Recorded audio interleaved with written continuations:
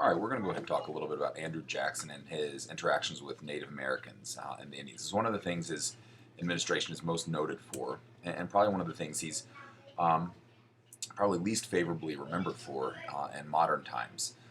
Andrew Jackson remains to this day to be one of our more influential presidents. Certainly had a big impact on the country in lots of different ways. But again, his policy of removal of Native American groups is really one of his more lasting legacies. The reason why Jackson followed this is because a couple of the other alternatives that were out there he viewed also as untenable or unfavorably. For instance, he didn't agree with the policy of assimilation. Andrew Jackson kind of considered himself to be a friend of Native Americans. He felt like he had a certain level of respect for their culture, and he didn't want to see their culture to be completely assimilated and taken away. And the other option was extermination, to just simply kill them off. And Jackson, again, found this to be an unacceptable alternative. So his idea was, look, you allow them to keep their culture, you don't exterminate them, you just give them space somewhere else to go ahead and live their lives as they see fit. That was his way of thinking about the policy, and he thought the policy was incredibly generous.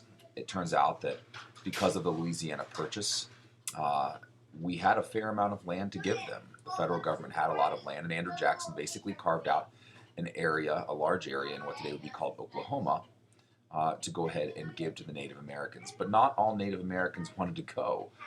In fact, really very few wanted to go. They preferred to stay in their traditional homes. And there were lots of examples of this. One example from here in Illinois, uh, Chief Blackhawk. Chief Blackhawk, Blackhawk hockey team named after him, was the leader of the Sac and the Fox Indians. And he decided we're not going to go. And so he told his people to go ahead and plant food. That was their way of rebelling. And the United States government decided to go ahead and no, we're going to forcibly remove you. This isn't an option.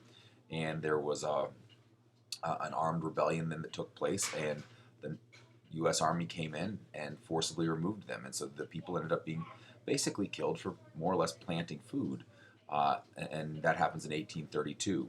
And in the end, Chief Blackhawk and the Indians that he led are taken away and taken to Oklahoma.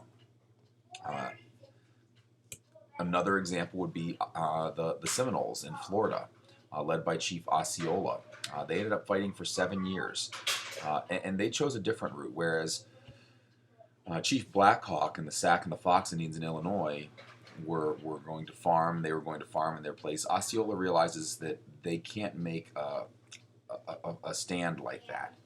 And so rather what the Seminoles do under the leadership of Osceola is they go back into the swamps, they go back into the Everglades, and they basically dare the American army to come in after them. And what the American army finds is they really can't navigate very well through the terrain down in Florida, and they couldn't find the Seminoles, they couldn't catch them. And that battle lasts for 7 years, and in the end, Osceola turns out to be successful. The Seminoles, till this day, are in Florida, and they don't get moved to Oklahoma. And so Chief Osceola ends up being successful in his resistance to Andrew Jackson, to the U.S. government, and to the removal policy that they had. But by far and away, the group of Native Americans that have captured the imagination of the United States and really have kind of been the poster child for the Indian removal policy are the Cherokee. The Cherokee were unique because really almost almost without exception, they're the tribe that adopts Western ways more than any other. The Cherokee dress had become westernized. They lived in log cabin style homes. They had learned how to read and write English. They were educated. They had their own newspapers. They had established actually their own state. And they had in fact signed a treaty with this state and the United States government establishing where they were to live. And so, being very westernized, when Andrew Jackson said you had to leave, they said, "Oh no, we don't. We have a treaty," and they took them to court. And they went through the U.S. court system. They went all the way up to the Supreme Court, and the Supreme Court rules, yeah, that's a legally signed treaty. It's binding. The Cherokee stay there. Jackson ignores that Supreme Court decision, many times is judged harshly for that. But what I don't think a lot of history books do a good job of explaining is Jackson was in a really tough spot here. The states that wanted the Cherokee out, North Carolina, South Carolina, um, they were already, by this time in our history, ready to secede from the nation. And so Jackson was facing a situation where if he chooses to enforce the Supreme Court's decision, there's a very real possibility that those southern states begin seceding.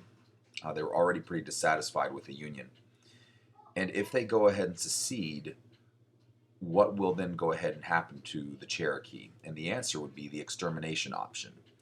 And so Jackson viewed if he enforced that, not only would he rip our country in half, rip our country apart, the Native Americans would be killed as a result.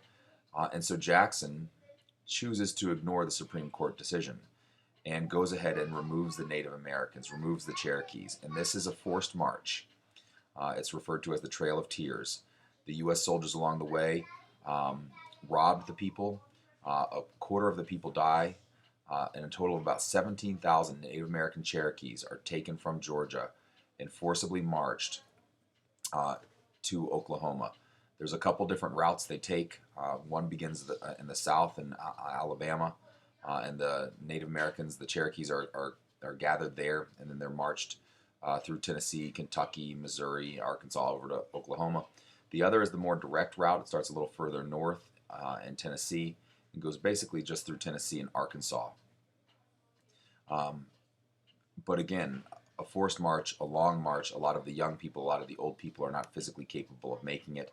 The Cherokee are treated abysmally by the American soldiers along the way. And again, it really is one of the things that Jackson has as a legacy as President of the United States.